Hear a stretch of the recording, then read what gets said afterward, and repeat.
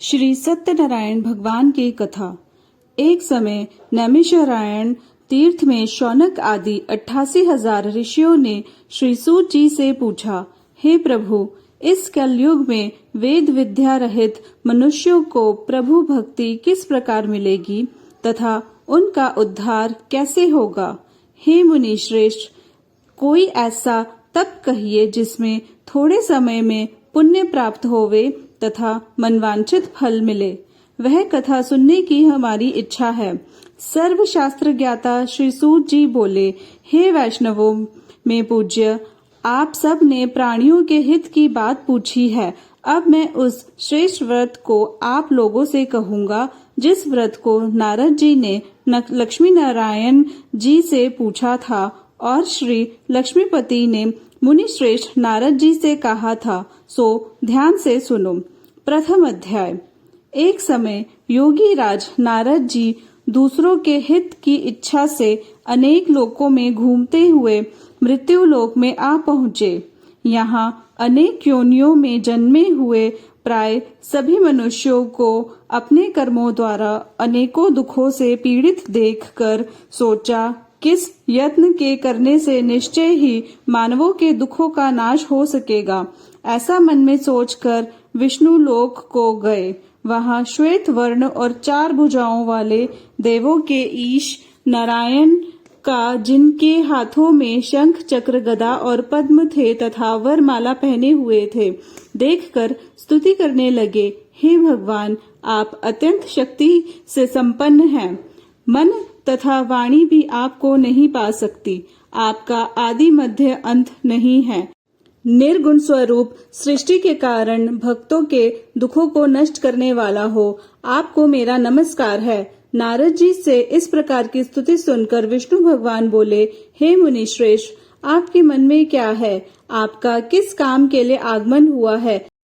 निसंकोच कहो।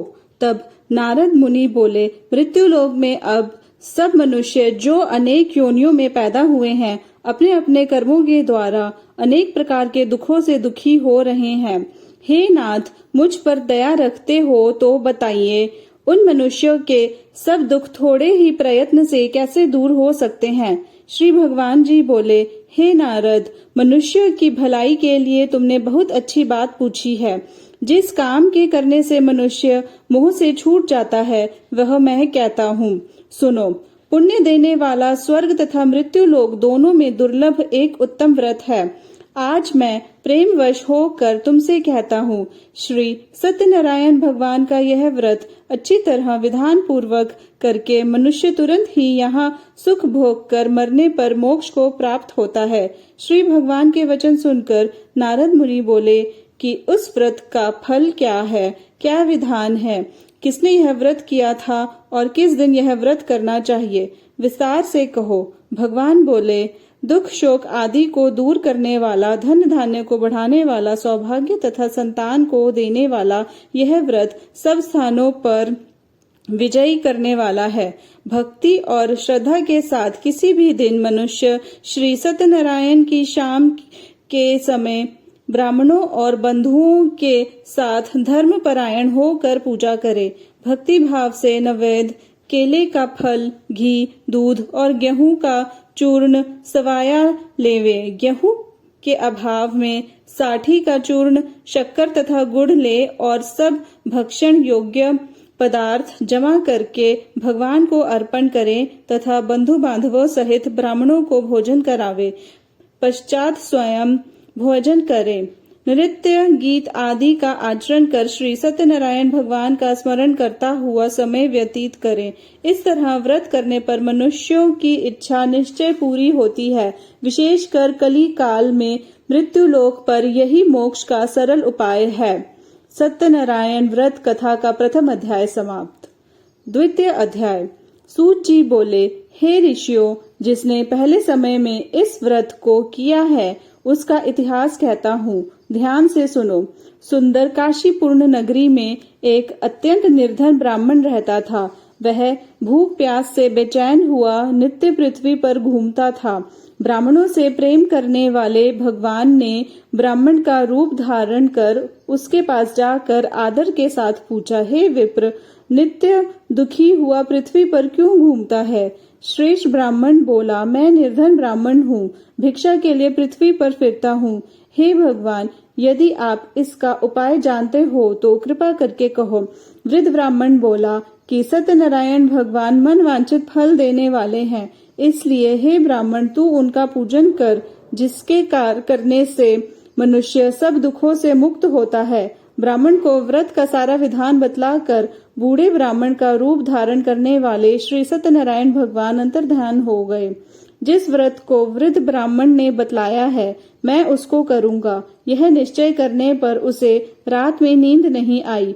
वह सवेरे उठ सत्यनारायण भगवान के व्रत का निश्चय कर भिक्षा के लिए चला। उस दिन उसको भिक्षा में बहुत धन मिला, जिससे बंधु बांधवों के साथ उसने श्री सत्यनारायण का व्रत किया। इसके करने से वह विप्र सब दुखों से छूटकर अनेक प्रकार की संपत्तियों से युक्त हुआ। उस समय से वह विप्र हर मास व्रत करने लगा। इस तरह सत्यनारायण भगवान के व्रत को जो करेगा वह सब पापों से छूटकर मोक्ष को प्राप्त होगा। आगे जो पृथ्वी पर श्री सत्यनारायण भगवान का व्रत करेगा वह मनुष्य सब दुखों से छूट जाएगा। इस तरह नारद जी से नारायण जी का कहा हुआ यह व्रत मैंने तुमसे कहा। हे विप्रो, मैं अब और क्या कहूँ?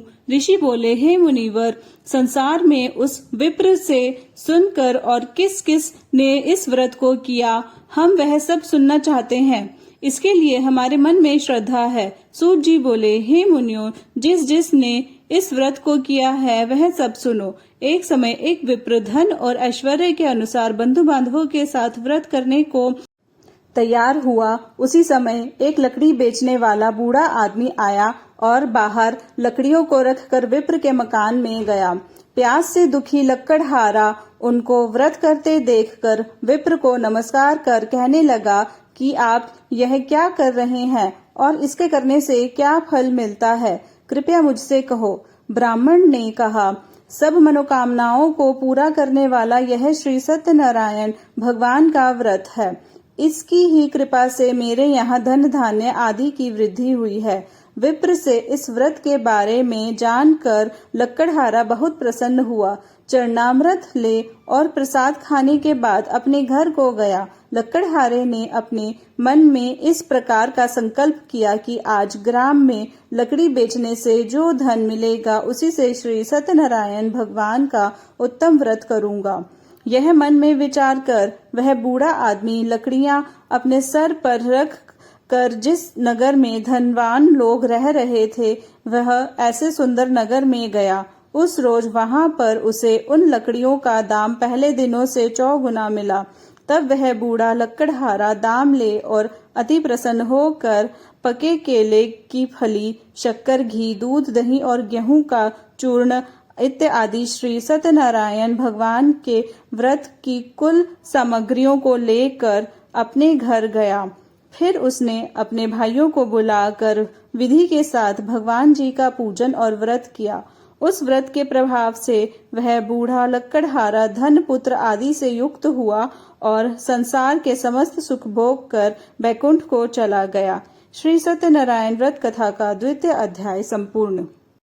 3वां अध्याय। सूत जी बोले, हे श्रेष्ठ मुनियों, अब आगे की कथा कहता हूँ। पहले समय में उल्कामुख नाम का एक बुद्धिमान राजा था। वह सत्यवक्ता और जितेंद्र था। प्रतिदिन देव स्थानों पर जाता तथा गरीबों को धन देकर उनके कष्ट दूर करता था। उसकी पत्नी कमल के समान मुख वाली और सती साध्वी थी। भद्रशिला नदी के तट पर उन दोनों ने श्री सत्यनारायण भगवान का व्रत किया। उस समय वहां एक साधु वैश्य आया। उसके पास व्यापार के लिए बहुत सा धन था और राजा को व्रत करते हुए देखकर विनय के साथ पूछने लगा, हे राजन, भक्तियुक्त चित्त से यह आप क्या कर रहे हैं? मेरी सुनने की इच्छा है, सो आप यह मुझे बताइए। राजा बोला, हे साधु, अपने बांधवों के साथ पुत्र आदि की प्राप्ति के लिए एक महाशक्तिमान श्री सत्यनारायण भगवान का व्रत व पूजन किया जा रहा है। राजा के वचन सुनकर साधु आदर से बोला, हे राजन, मुझसे इसका सब विधान कहो, मैं भी आपके कथनानुसार इस व्रत को करूंगा। मेरे भी कोई संतान नहीं है और इससे निश्चय ही होगी। राजा से सब विधान सुन व्यापार से निवृत्त हो वह आनंद के साथ घर गया। साधु ने अपनी स्त्री से संतान देने वाले उस व्रत का वर्णन सुनाया और कहा कि जब मेरे संतान होगी तब मैं इस व्रत को करूंगा। साधु ने ऐसे वचन अपनी स्त्री लीलावती से कहे। एक दिन उसकी स्त्री लीलावती पति के साथ आनंदित हो सांसारिक धर्म से प्रवृत्त होकर श्री सत्यनारायण भगवान की कृपा से गर्भवती हो गई तथा 10वें महीने में उसके एक सुंदर कन्या का जन्म हुआ। दिनों दिन वह इस तरह बढ़ने लगी जैसे शुक्ल पक्ष का चंद्रमा बढ़ता है। कन्या का नाम कलावती रखा गया। तब लीलावती ने मीठे शब्दों में अपने पति से कहा कि जो आपने संकल्प किया था कि भगवान का व्रत करूंगा, अब आप उसे करिए। साधु बोला, हे प्रिय, इसके विवाह पर करूंगा। इस प्रकार अपनी पत्नी को आश्वासन दे वह नगर को गया। कलावती पितृगृह में वृद्धि को प्राप्त हो गई। साधु ने जब नगर में सखियों के साथ अपनी पुत्री को देखा तो तुरंत ही दूत को बुलाकर कहा कि पुत्री के लिए कोई सुयोग्य वर देख कर लाओ।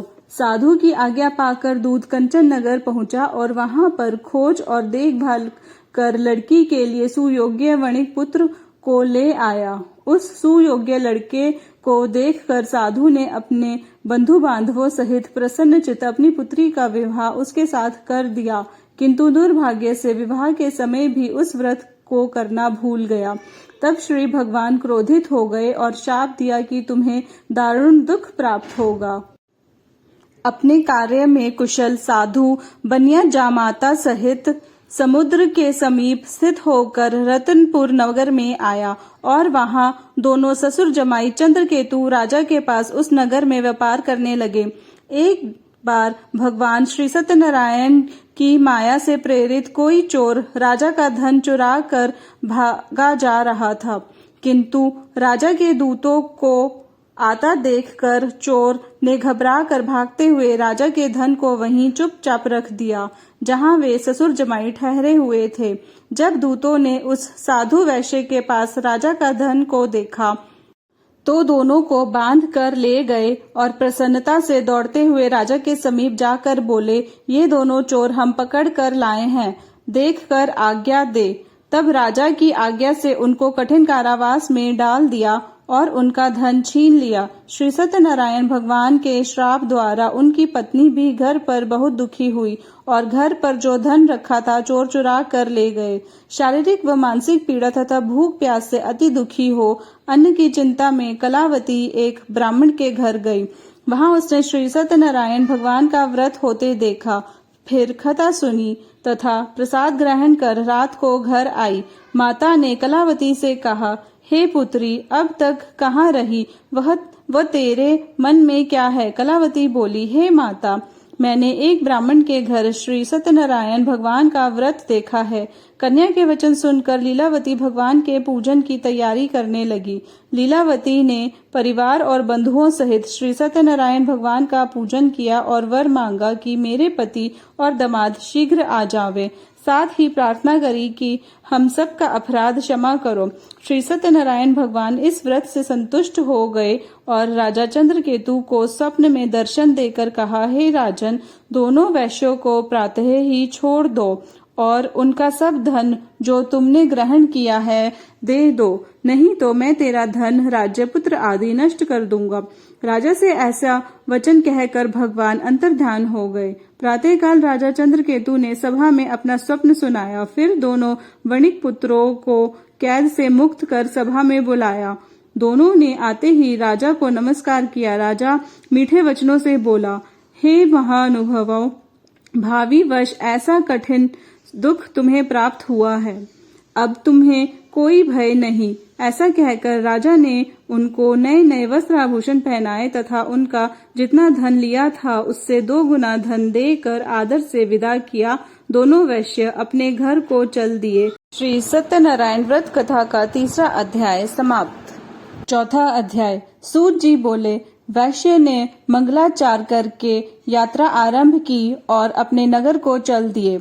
उनके थोड़ी दूर निकलने पर दंडी वेशधारी श्री सत्यनारायण ने उनसे पूछा, हे साधु, तेरी नाव में क्या है? अभिमानी वणिक हंसता हुआ बोला, हे दंडी, आप क्यों पूछते हो? क्या धन लेने की इच्छा है? मेरी नाव में तो वेल और पत्ते भरे हैं। वैश्य का कठोर वचन सुनकर श्री भगवान ने कहा, तुम्हारे वचन सत्य हो।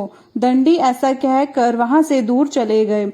कुछ दूर जाकर समुद्र के किनारे बैठ गए। दंडी के जाने पर वैश्य ने नित्य क्रिया करने के बाद नाव को ऊंची उठी देखकर अचंभा किया तथा नाव में वेल पत्ते आदि देखकर मूर्छित हो जमीन पर गिर पड़ा। फिर मूर्छा खुलने पर अत्यंत शोक प्रकट करने लगा। तब उसका दामाद बोला, आप शोक ना करें, यह दंडी का शाप है, अतः उनकी शरण में चलना चाहिए, तभी हमारी मनोकामना पूरी होगी। दामाद के वचन सुनकर वह दंडी के पास पहुंचा और अत्यंत भक्ति भाव से नमस्कार करके बोला, मैंने जो आपसे असत्य वचन कहे थे उनको क्षमा करो। ऐसा कहकर महान शोकातुर हो रोने लगा। तब दंडी भगवान बोले, हे वणिक पुत्र, मेरी आज्ञा से बार बार तुम्हें दुख प्राप्त हुआ है। तू मेरी पूजा से विमुख हुआ। साधु बोला, हे भगवान, आपकी माया से ब्रह्मा आदि देवता भी आपके रूप को नहीं जानते, तब मैं अज्ञानी कैसे जान सकता हूँ? आप प्रसन्न होइए, मैं सामर्थ्य के अनुसार आपकी पूजा करूँगा। मेरी रक्षा करो और पहले के समान नौका में धन भर दो। उसके भक्ति युक्त वचन सुनकर भगवान प्रसन्न हो उसकी इच्छा अनुसार वर देकर अंतर्ध्यान हो गए। तब उन्होंने नाव पर आकर देखा कि नाव धन से परिपूर्ण है। फिर वह श्री सत्यनारायण भगवान का पूजन कर साथियों सहित अपने नगर को चला। जब अपने नगर के निकट पहुंचा तब दूत को घर भेजा। दूत ने साधु के घर जा उसकी स्त्री को नमस्कार कर कहा कि साधु अपने दामाद सहित इस नगर के समीप आ गए हैं। ऐसा वचन सुन साधु की स्त्री ने बड़े हर्ष के साथ श्री सत्यनारायण का पूजन कर पुत्री से कहा, मैं अपने पति के दर्शन को जाती हूँ, तू कार्य पूर्ण कर शीघ्र आ। माता के ऐसे वचन सुनकर कलावती प्रसाद छोड़कर जल्दी में पति के पास गई। प्रसाद की अवज्ञा के कारण श्री सत्यनारायण भगवान ने रुष्ट हो उसके पति को नाव सहित पानी में डुबो दिया। कलावती अपने पति को ना देखकर रोती हुई जमीन पर गिर गई। इस तरह नौका को डूबा हुआ तथा कन्या को रोता हुआ देख साधु दुखी होकर बोला, हे प्रभु, मुझसे या मेरे परिवार से जो भूल हुई उसे क्षमा करो। उसके दीन वचन सुनकर श्री सत्यनारायण भगवान प्रसन्न हो गए और आकाशवाणी हुई, हे साधु, तेरी कन्या मेरे प्रसाद को छोड़कर आई है, इसीलिए उसका पति अदृश्य हुआ है। यदि वह घर जाकर प्रसाद खाकर लौटे तो इसे पति अवश्य मिलेगा। ऐसी आकाशवाणी सुनकर कलावती ने घर पहुंचकर प्रसाद खाया, फिर आकर पति के दर्शन किए। तत्पश्चात साधु ने बंधु बांधवों सहित श्री सत्यनारायण भगवान का विधि पूर्वक पूजन किया। इस लोक का सुख भोग कर अंत में स्वर्ग को गया। श्री सत्यनारायण व्रत कथा का चौथा अध्याय समाप्त। पंचम अध्याय। सूत जी बोले, हे ऋषियों, मैं और भी कथा कहता हूँ, सुनो। प्रजा पालन में लीन तुंगध्वज नाम का एक राजा था। उसने भी भगवान का प्रसाद त्याग कर बहुत दुख पाया। एक समय वन में जाकर वन्य पशु को मार कर बड़ के पेड़ के नीचे आया। वहां उसने ग्वालों को भक्ति भाव से बांधवों सहित श्री सत्यनारायण जी का पूजन करते हुए देखा। राजा देखकर भी अभिमानवश वहां नहीं गया और ना ही नमस्कार किया। जब ग्वालों ने श्री भगवान का प्रसाद उसके सामने रखा तो वह प्रसाद त्याग कर अपनी नगरी को चला गया। वहां उसने अपना सब कुछ नष्ट पाया तो वह जान गया कि यह सब भगवान ने किया है। तब वह विश्वास कर ग्वालों के समीप गया और विधि पूर्वक पूजन कर प्रसाद खाया तो श्री सत्यनारायण भगवान की कृपा से सब कुछ पहले जैसा ही हो गया। फिर दीर्घ काल तक सुख भोग कर मरने पर स्वर्ग लोक को गया। जो मनुष्य परम दुर्लभ व्रत को करेगा भगवान की कृपा से उसे धन धान्य की प्राप्ति होगी। निर्धन धनी और बंदी बंधन से मुक्त होकर निर्भय हो जाता है। संतानहीनों को संतान प्राप्त होती है। तब सब मनोरथ पूर्ण होकर अंत में वैकुंठ धाम को जाता है। जिन्होंने पहले इस व्रत को किया, अब उनके दूसरे जन्म की कथा कहता हूँ। वृद्ध शतानंद ब्राह्मण ने सुदामा का जन्म लेकर मोक्ष को पाया। उल्का मुख नाम का राजा दशरथ होकर बैकुंठ को प्राप्त हुआ। साधु नाम के वैश्य ने मोर ध्वज बनकर अपने पुत्र को आरे से चीर कर मोक्ष को प्राप्त किया। महाराज तुंग ध्वज ने स्वयं भू होकर भगवान में भक्ति युक्त हो कर्म कर मोक्ष प्राप्त किया। श्री सत्यनारायण व्रत का 5वां अध्याय समाप्त।